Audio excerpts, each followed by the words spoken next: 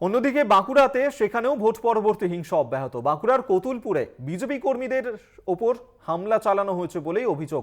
সেক্ষেত্রেও অভিযোগ মূলত তৃণমূলের দিকেই। মারধর করা হয়েছে। তৃণমূলের কর্মী সমর্থকরা মারধর করেছেন বিজেপির কর্মী সমর্থকদেরকে। তাদের বাড়িতে ভাঙচুর চালানো হয়েছে এবং ইতিমধ্যেই ঘটনাস্থলে গিয়ে পৌঁছায় পুলিশ। যদিও তৃণমূলের বিরুদ্ধে যে অভিযোগ তোলা হয়েছে সেই সমস্ত অভিযোগই অস্বীকার করছে তৃণমূল।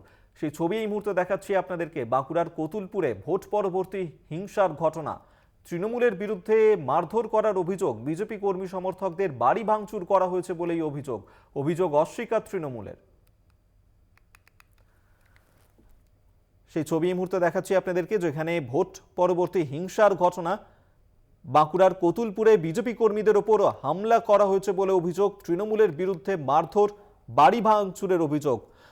মফিজুল হুদা এই মুহূর্তে আমাদের সঙ্গে টেলিফোনে রয়েছেন প্রতিনিধি। মফিজুল, কি পরিস্থিতি এই মুহূর্তে বাঁকুড়ার কতুলপুরে? দেখো, এখনো থমথমে এলাকা, তবে পুলিশ বাহিনী আছে বিশাল ওই এলাকায় এবং এখন পরিস্থিতি পুরো নিয়ন্ত্রণে।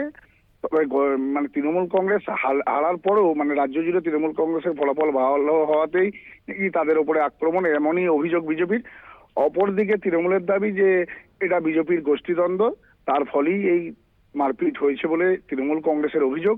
তবে পুলিশ পুরো ঘটনা নিয়ন্ত্রণে আছে পুলিশের, এবং এখন থমথমে পরিস্থিতি এলাকা। বিজেপির কর্মী সমর্থকরা তারা তো অভিযোগ তুলছেন তৃণমূলের দিকে। তৃণমূল, তাদের কি বক্তব্য? হ্যাঁ, বিজেপি কর্মী সমর্থকদের অভিযোগ তৃণমূলের দিকে, তবে অপরদিকে তৃণমূলের অভিযোগ যে তারা বিজেপির নিজেদের গোষ্ঠীদ্বন্দ্বের ফল, তাদের নেতৃত্বরা মানে যারা বসে আছে তারাই নাকি এই কর্মীদের ওপর আক্রমণ করেছে। এটা বিজেপির গোষ্ঠীদ্বন্দ্ব, এখানে তৃণমূলের কোনো রকম যোগসাজশ নেই বলেই তৃণমূল নেতৃত্বর দাবি। বেশ, ধন্যবাদ তোমায়। সৈয়দ মফিজুল হুদা আমাদের সঙ্গে টেলিফোনে ছিলেন প্রতিনিধি।